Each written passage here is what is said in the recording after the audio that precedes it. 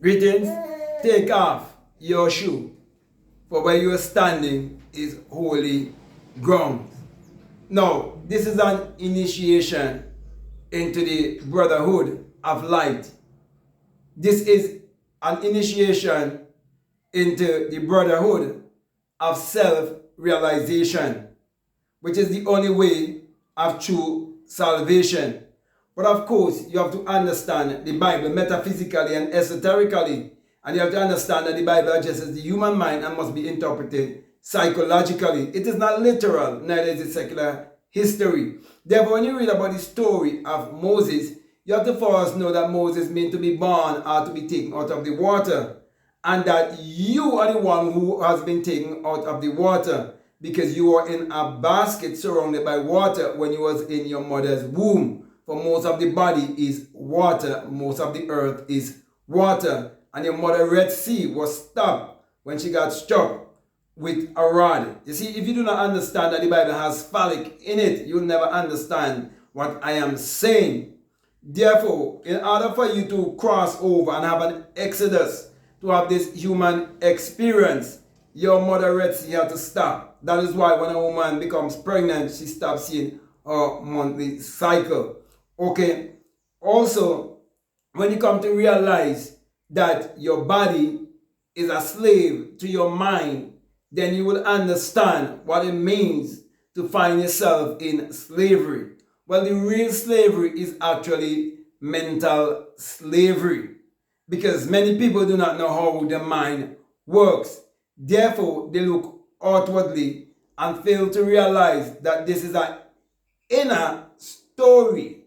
This is something that takes place from within. It's a metaphysical story.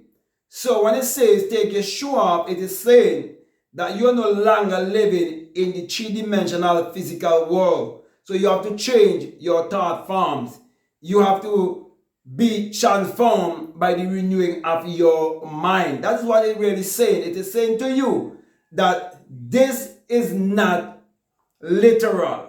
This is not physical. This is metaphysical. So when you say where you're standing, it is showing you you're standing in the place of spirit. You're standing in the place of infinite intelligence. And this infinite intelligence is what going to teach you leadership.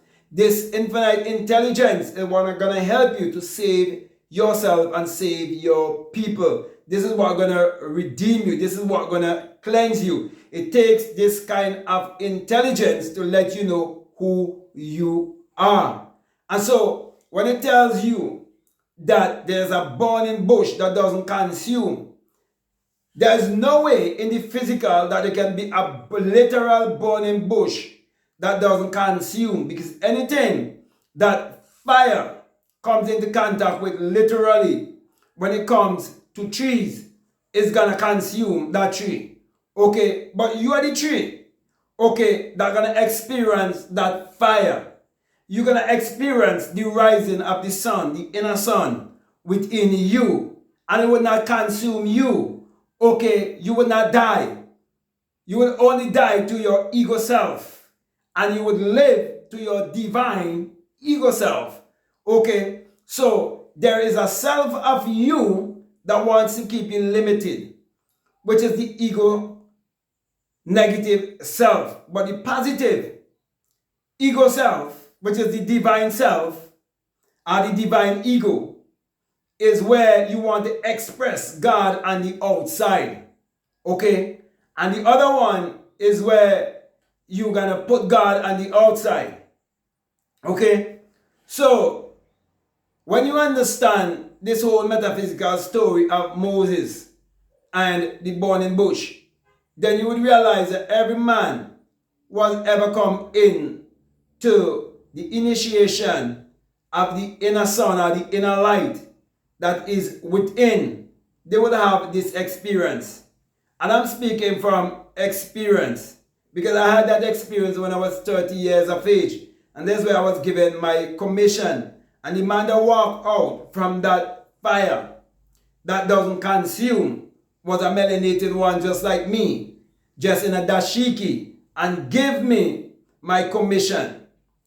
And I had to wait 15 years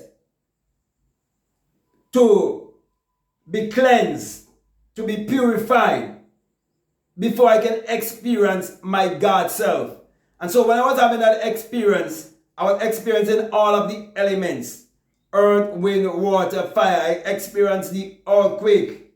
Okay, I experienced the water that separates me standing there as a little boy, coming back very young again, and seeing this man that comes from the burning bush that doesn't consume as being the adult and I being the child. And there's a bridge and there's a running river, okay, that separates us. And I heard the wind, the mighty rushing wind. And then later on in life, I come to have that experience and experience the new birth, the birth from above. And that is why I am qualified to tell you that it is a metaphysical story. It must not be interpreted literally, but it must be understood psychologically. It is not secular history. It is something that will take place inwardly. So, my brother, my sisters, when you say take off your shoe, it doesn't mean literal shoe. It means that this is not a physical story. This is a metaphysical story teaching you that you have an inner ability that you can use to create your reality consciously, because you are a magician. So the whole story about Moses is a story about your magical self. It's a story teaching you that you are a great magician. But you have to discover your magical powers, and you have to use your magical power to achieve your every desire, to help yourself and to help others.